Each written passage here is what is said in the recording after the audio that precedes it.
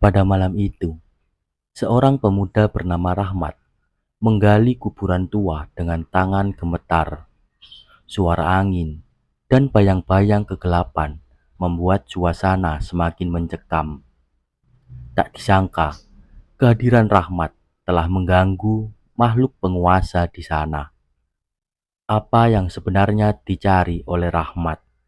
Akankah Rahmat berhasil mencapai tujuan besarnya dengan mencari benda pesugihan itu? Sebelum melanjutkan kisah ini, saya mengingatkan teman-teman untuk bantu support channel ini dengan menekan tombol subscribe dan nyalakan lonceng notifikasinya agar tak ketinggalan video menegangkan lainnya.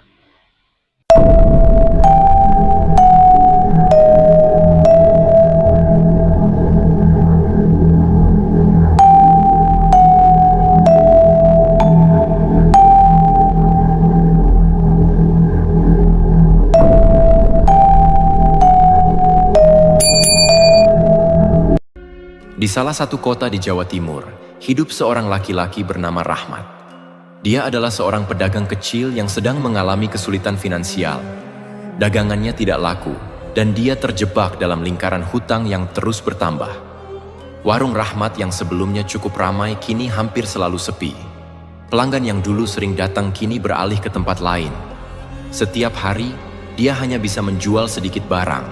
Bahkan seringkali dagangannya tidak laku sama sekali. Karena kekurangan modal, Rahmat tidak bisa membeli bahan-bahan berkualitas untuk dagangannya. Ini membuat barang dagangannya tidak menarik bagi pelanggan, semakin memperparah situasi. Banyak pedagang lain yang menjual barang serupa dengan harga yang lebih murah atau kualitas yang lebih baik, membuat warung Rahmat semakin tertinggal. Rahmat meminjam uang dari berbagai sumber untuk mempertahankan usahanya, termasuk rentenir yang memberikan bunga tinggi. Hutang-hutang ini semakin menumpuk dan sulit untuk dibayar. Pendapatan dari warungnya tidak cukup untuk menutupi kebutuhan sehari-hari keluarganya, termasuk makan, pendidikan anak-anak, dan kebutuhan dasar lainnya. Rahmat seringkali kesulitan membayar sewa rumah dan warungnya. Terkadang, dia harus meminjam uang hanya untuk bisa bertahan dan tidak diusir. Keluarga Rahmat seringkali hanya bisa makan sekali atau 2 kali sehari. Menu makanan mereka sangat sederhana, kadang hanya nasi dan garam atau nasi dengan sayur yang tidak segar lagi. Anak-anak Rahmat terancam putus sekolah karena dia tidak mampu membayar biaya sekolah dan kebutuhan pendidikan lainnya seperti buku dan seragam. Rahmat sering merasa stres dan tertekan karena memikirkan cara untuk mengatasi masalah keuangan yang terus memburuk. Hal ini juga mempengaruhi kesehatan mentalnya. Ketidakmampuan untuk memperbaiki kondisi ekonomi membuat Rahmat merasa putus asa. Dia merasa gagal sebagai kepala keluarga yang tidak mampu memberikan kehidupan yang layak untuk istri dan anak-anaknya. Kondisi ekonomi yang sulit seringkali memicu pertengkaran dan ketegangan dalam keluarga. Istri dan anak-anaknya juga merasakan beban yang berat, yang menyebabkan mereka kehilangan keceriaan dan kebahagiaan.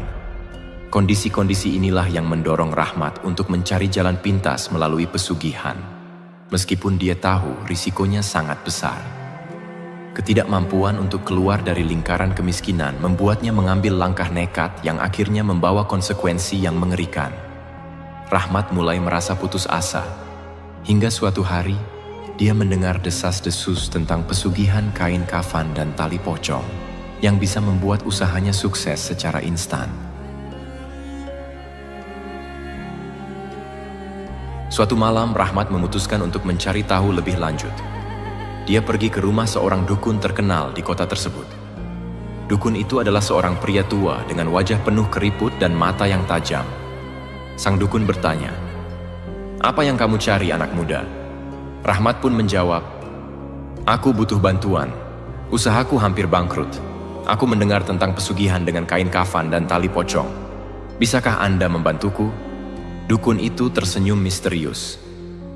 "Tentu saja, tapi ingat, jalan ini berbahaya.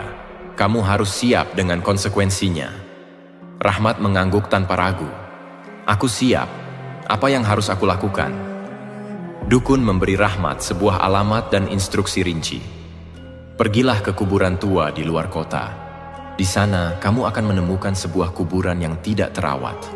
Gali kuburan itu dan ambil kain kafan serta tali pocong dari mayat di dalamnya. Bawa semuanya kembali ke sini, dan kita akan melanjutkan ritualnya. Malam berikutnya, dengan hati penuh tekad dan ketakutan, Rahmat pergi ke kuburan yang dimaksud.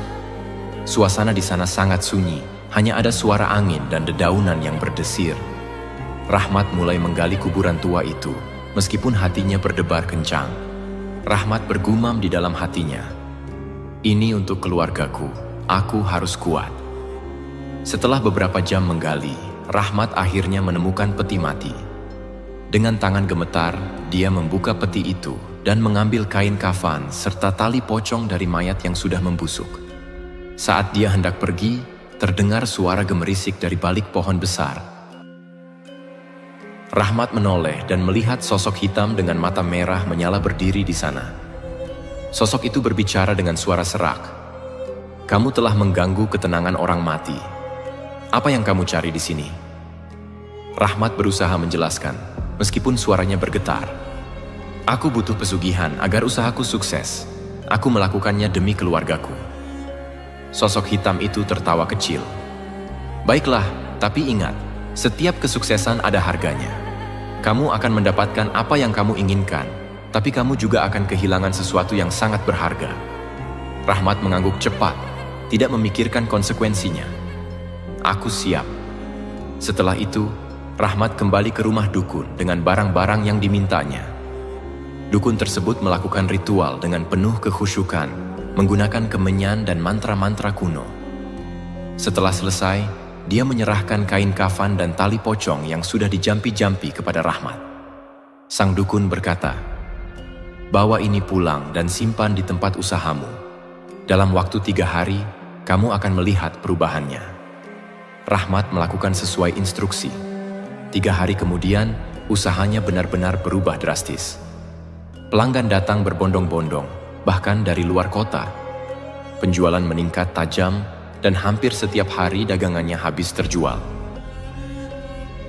Dengan peningkatan jumlah pelanggan, keuntungan Rahmat juga meningkat signifikan. Dalam waktu singkat, dia bisa mendapatkan pendapatan yang jauh lebih besar dibandingkan sebelumnya. Rahmat mulai menambah variasi produk yang dijual di warungnya. Dengan modal yang lebih besar, dia bisa membeli bahan-bahan berkualitas tinggi dan menawarkan lebih banyak pilihan kepada pelanggan. Rahmat memanfaatkan keuntungan yang diperoleh untuk mengembangkan usahanya. Dia membuka cabang-cabang baru di berbagai lokasi strategis, menjadikan usahanya semakin besar dan dikenal luas.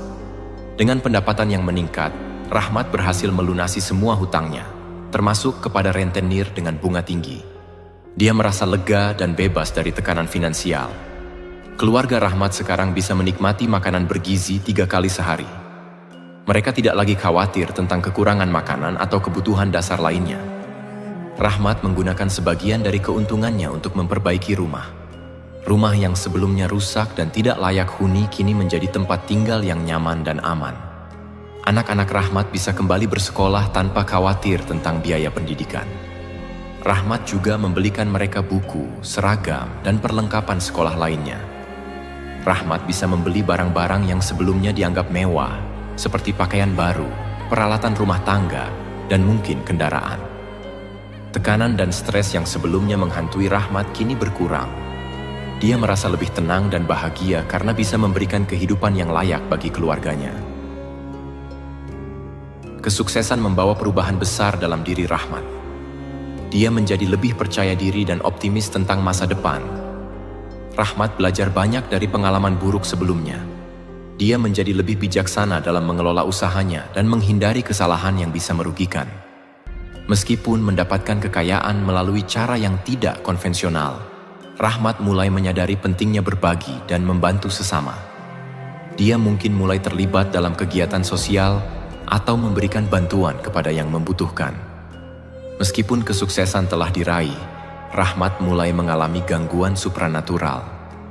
Dia sering bermimpi buruk dan merasa dihantui oleh sosok hitam dengan mata merah menyala. Di rumah dan warungnya, Rahmat mulai melihat bayangan hitam di sudut-sudut ruangan.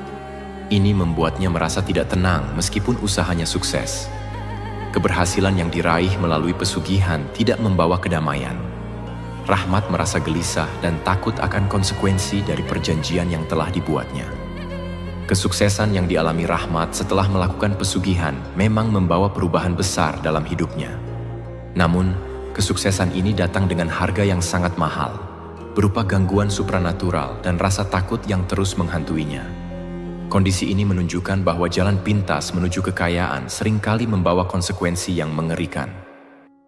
Rahmat merasa sangat senang dalam menjalani kehidupannya sekarang, tapi dia tidak menyadari bayangan gelap yang mulai mengintai hidupnya. Setelah Rahmat mengalami kesuksesan besar dari pesugihan yang dia lakukan dengan bantuan dukun, ada misteri yang melingkupi kepergian mendadak sang dukun. Dukun yang membantu Rahmat adalah seorang pria tua dengan pengetahuan mendalam tentang ilmu hitam dan ritual pesugihan. Dia telah hidup dalam bayang-bayang, menjaga rahasia kelam yang hanya diketahui oleh sedikit orang. Sang dukun memiliki kemampuan supranatural yang kuat. Dia bisa berkomunikasi dengan roh-roh dan makhluk gaib, memanggil mereka untuk membantunya dalam ritual-ritual pesugihan. Dukun ini telah lama bergelut dengan kekuatan gelap. Dia membuat perjanjian dengan makhluk-makhluk gaib untuk mendapatkan kekuatan dan pengetahuan. Namun, setiap perjanjian memiliki konsekuensi yang harus dibayar. Untuk memberikan pesugihan kepada Rahmat, sang dukun harus melakukan ritual yang melibatkan makhluk gaib. Dia memanggil roh-roh jahat dan makhluk gaib untuk meminta bantuan mereka. Sebagai imbalan, dukun tersebut berjanji untuk memberikan sesuatu yang berharga kepada makhluk-makhluk tersebut. Makhluk gaib yang dipanggil oleh sang dukun meminta jiwa atau energi hidup sebagai pembayaran. Mereka ingin mengambil sesuatu yang sangat berharga dari dunia manusia sebagai imbalan atas kekuatan yang mereka berikan. Sang dukun setuju untuk memberikan jiwa manusia sebagai pembayaran. Namun dia tahu bahwa jika perjanjian ini dilanggar, dia akan menghadapi konsekuensi yang mengerikan. Setelah Rahmat melakukan pesugihan dan mendapatkan kesuksesan besar, makhluk gaib yang terlibat dalam ritual mulai menagih pembayaran yang dijanjikan oleh sang dukun. Mereka menginginkan jiwa Rahmat sebagai imbalan atas kekuatan yang telah diberikan. Makhluk-makhluk gaib mulai mengganggu Rahmat sebagai peringatan bahwa waktunya hampir habis. Mimpi buruk, bayangan hitam, dan rasa takut yang menghantui Rahmat adalah tanda-tanda bahwa makhluk gaib sedang mendekat. Sang dukun mulai merasakan tekanan dari makhluk gaib. Dia tahu bahwa jika dia tidak memenuhi janjinya, maka dia sendiri yang akan menghadapi konsekuensi mengerikan. Makhluk-makhluk gaib mulai mengancam dukun tersebut, mengingatkannya bahwa perjanjian harus dipenuhi. Sadar bahwa makhluk gaib sedang mengejar pembayaran yang dijanjikan, dukun tersebut memutuskan untuk melarikan diri. Dia tahu bahwa jika tetap tinggal, dia akan menjadi korban dari makhluk-makhluk tersebut. Sang dukun tahu bahwa melanggar perjanjian dengan makhluk gaib akan berakibat fatal. Dia tidak ingin menjadi korban dan memilih untuk melarikan diri agar tidak harus membayar dengan jiwanya. Dengan kekuatan supranaturalnya, sang dukun bisa merasakan kehadiran makhluk gaib yang semakin mendekat. Dia memutuskan untuk meninggalkan rumah dan pergi ke tempat yang jauh dan tersembunyi, berharap bisa menghindari konsekuensi dari perjanjian tersebut. Sang dukun juga ingin menjaga rahasia ritual pesugihan dan ilmu hitam yang dia miliki. Dengan melarikan diri, dia berharap bisa menghilang tanpa jejak, sehingga tidak ada yang bisa melacak atau mengungkap rahasia gelapnya. Malam hari setelah usahanya sukses, Rahmat mulai mengalami mimpi buruk. Dia selalu melihat sosok hitam dengan mata merah menyala dalam mimpinya. Sosok itu selalu berkata, "Waktumu hampir habis, Rahmat." Dalam kesendirian, Rahmat berkata, "Apa maksudnya? Kenapa aku terus dihantui seperti ini?" Semakin hari, mimpi buruk itu semakin intens. Rahmat merasa tidak bisa tidur dengan tenang. Dia mulai melihat bayangan hitam itu di sudut-sudut rumahnya, bahkan saat dia terjaga. Rahmat pun bergumam dalam hatinya, "Apa ini harga yang harus aku bayar? Aku harus mencari bantuan." Rahmat kembali menemui dukun yang memberinya pesugihan. Namun, saat dia tiba di rumah dukun itu, tempat tersebut sudah kosong dan terlantar. Tidak ada tanda-tanda bahwa dukun itu pernah tinggal di sana. Kepergian dukun tersebut meninggalkan Rahmat dalam kebingungan dan ketakutan. Tanpa bimbingan dan bantuan, Rahmat harus menghadapi makhluk gaib sendirian. Dia tidak tahu bagaimana cara menghentikan gangguan supranatural yang terus menghantui hidupnya. Akhirnya, makhluk gaib yang mengejar pembayaran dari perjanjian datang untuk menagih jiwa Rahmat. Tidak ada yang bisa dia lakukan untuk melarikan diri dari nasibnya yang mengerikan. Kepergian mendadak sang dukun adalah akibat dari ketakutannya terhadap makhluk gaib yang menuntut pembayaran. Dia memilih untuk melarikan diri daripada menghadapi konsekuensi dari perjanjian yang telah dibuatnya, meninggalkan Rahmat dalam kegelapan dan ketakutan yang menghantui sampai akhir hayatnya. Rahmat pun merasa ketakutan dan putus asa. Kemana dia? Aku butuh bantuan. Dalam keputusasaan, Rahmat mencari bantuan dari seorang paranormal lain yang lebih terkenal. Paranormal itu mendengarkan cerita Rahmat dengan seksama, lalu berkata dengan serius, "Kamu telah terikat dengan roh jahat. Cara satu-satunya untuk membebaskan dirimu adalah dengan mengembalikan apa yang telah kamu ambil dan melakukan ritual pemutihan." Rahmat tahu ini adalah satu-satunya cara. Malam itu, dia kembali ke kuburan tua dengan membawa kain kafan dan tali pocong. Namun, saat dia menggali kuburan itu, tanah di sekitarnya mulai bergerak seolah-olah hidup. Rahmat ketakutan. Apa yang terjadi? Ini tidak mungkin. Tiba-tiba sosok hitam dengan mata merah menyala muncul dari dalam tanah.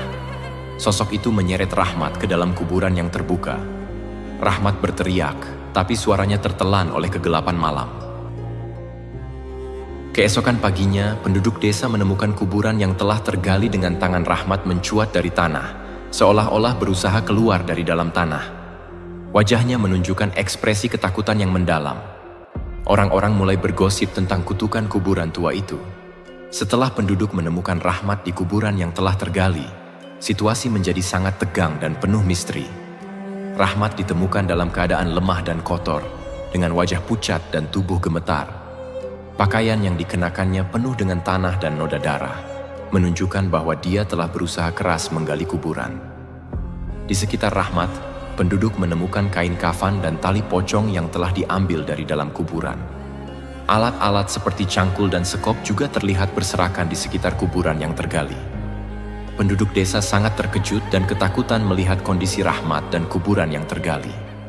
Beberapa di antara mereka mulai berbisik-bisik, mengaitkan kejadian ini dengan cerita-cerita mistis yang pernah mereka dengar. Berbagai spekulasi dan rumor mulai menyebar di antara penduduk. Ada yang percaya bahwa Rahmat telah melakukan ritual pesugihan, sementara yang lain menganggap ini adalah ulah makhluk halus yang marah karena kuburan mereka diganggu. Beberapa penduduk yang merasa kasihan memutuskan untuk membawa Rahmat kembali ke rumahnya. Mereka berharap bisa mendapatkan penjelasan dari Rahmat setelah dia pulih dari kondisinya yang lemah. Penduduk desa mulai menyelidiki kuburan yang tergali. Mereka memeriksa apakah ada barang-barang lain yang hilang atau rusak. Beberapa dari mereka juga mencoba mencari tahu siapa yang dikubur di sana dan apakah ada hubungan antara Rahmat dan orang yang dikubur tersebut. Beberapa penduduk memutuskan untuk melaporkan kejadian ini ke pihak berwenang setempat. Mereka berharap polisi bisa memberikan penjelasan lebih lanjut dan mengambil tindakan yang diperlukan. Setelah beberapa hari beristirahat dan mendapatkan perawatan, Rahmat akhirnya mulai menceritakan apa yang sebenarnya terjadi. Rahmat mengakui bahwa dia telah melakukan ritual pesugihan dengan bantuan dukun. Dia menceritakan bagaimana dia menggali kuburan untuk mengambil kain kafan dan tali pocong sebagai bagian dari ritual tersebut. Rahmat menjelaskan bahwa dia terpaksa melakukan ritual tersebut karena tekanan ekonomi yang sangat berat. Dia berharap dengan melakukan pesugihan, dia bisa mendapatkan kekayaan dan keluar dari jerat kemiskinan. Rahmat juga mengungkapkan bahwa dia merasa kehilangan kendali atas dirinya saat melakukan ritual tersebut. Dia merasa seperti ada kekuatan lain yang mengendalikan tindakannya dan membuatnya melakukan hal-hal yang tidak pernah dia bayangkan sebelumnya. Polisi mulai menyelidiki kasus ini lebih dalam. Mereka memeriksa latar belakang dukun yang membantu Rahmat dan mencoba mengungkap jaringan atau praktik pesugihan lainnya di daerah tersebut. Rahmat mungkin menghadapi tindakan hukum atas perbuatannya, terutama jika ditemukan bukti bahwa dia telah melanggar hukum atau norma sosial yang berlaku. Meskipun telah menceritakan semuanya, Rahmat tidak bisa sepenuhnya lepas dari ketakutan dan gangguan supranatural yang terus menghantuinya. Dia sering bermimpi buruk dan merasa diawasi oleh makhluk gaib yang marah. Penduduk desa tetap menjauh dari Rahmat dan keluarganya. Mereka takut bahwa kehadiran Rahmat bisa membawa nasib buruk atau gangguan supranatural ke desa mereka. Rahmat hidup dalam penyesalan yang mendalam.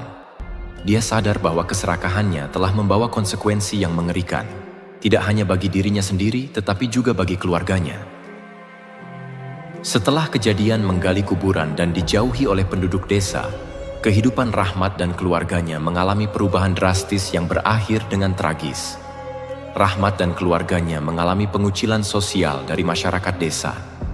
Penduduk desa menganggap mereka sebagai sumber malapetaka dan menolak berinteraksi dengan mereka. Hal ini membuat Rahmat dan keluarganya merasa terasing dan ditinggalkan. Tanpa dukungan dari masyarakat, usaha Rahmat yang sempat sukses mulai mengalami penurunan. Banyak pelanggan yang sebelumnya datang ke warungnya kini menghindari tempat tersebut, khawatir terpengaruh oleh nasib buruk yang dianggap mengikutinya. Karena dijauhi oleh tetangga, Rahmat dan keluarganya kesulitan mendapatkan bantuan saat mereka membutuhkannya, baik untuk kebutuhan sehari-hari maupun untuk kesehatan. Dengan kekurangan makanan bergizi dan dukungan medis yang tidak memadai, kesehatan Rahmat dan keluarganya mulai memburuk. Mereka sering mengalami penyakit ringan yang tidak bisa diobati dengan baik. Keluarga Rahmat mengalami kekurangan gizi karena keterbatasan sumber daya. Mereka hanya bisa makan makanan yang sangat sederhana, dan ini berdampak buruk pada kesehatan fisik dan mental mereka. Akibat tidak mampu membayar sewa rumah, Rahmat dan keluarganya terpaksa meninggalkan tempat tinggal mereka. Mereka tinggal di tempat yang kurang layak, seperti gubuk atau tempat perlindungan darurat. Rahmat dan keluarganya mengalami stres berat dan depresi. Rasa malu, ketidakmampuan untuk memenuhi kebutuhan dasar, dan ketidakpastian tentang masa depan membuat mereka merasa putus asa. Ketegangan dalam keluarga meningkat karena tekanan yang mereka alami. Terjadi pertengkaran dan konflik antara anggota keluarga yang semakin memperburuk situasi mereka. Rahmat terus merasa cemas dan takut akan gangguan supranatural yang terus menghantuinya. Dia merasa terjebak dalam lingkaran setan dari tindakan nekatnya. Rahmat berusaha mencari pekerjaan sampingan untuk menambah pendapatan, tetapi kesulitan karena stigma sosial yang melekat pada dirinya dan keterbatasan keterampilan. Rahmat dan keluarganya mencoba meminta bantuan kepada lembaga sosial atau dermawan, namun seringkali permohonan mereka ditolak atau tidak mendapatkan respon yang memadai. Kesehatan yang memburuk dan kekurangan gizi menyebabkan beberapa anggota keluarga Rahmat meninggal dunia. Anak-anak dan istrinya mengalami penyakit yang tidak dapat diobati, dan kehilangan orang yang dicintai semakin memperburuk situasi emosional Rahmat. Cerita Rahmat dan keluarganya sering dikisahkan untuk mengingatkan orang-orang tentang bahaya dari keserakahan. Setelah kematian Rahmat, keluarganya yang tersisa menghadapi kesulitan yang semakin menjadi-jadi. Keluarga Rahmat sulit mendapatkan kesempatan baru karena sudah dicap oleh masyarakat sebagai keluarga penganut aliran gelap.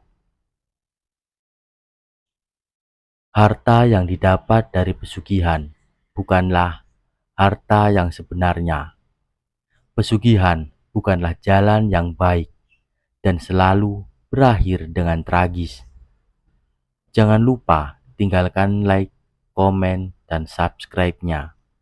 Sampai jumpa pada video menegangkan selanjutnya.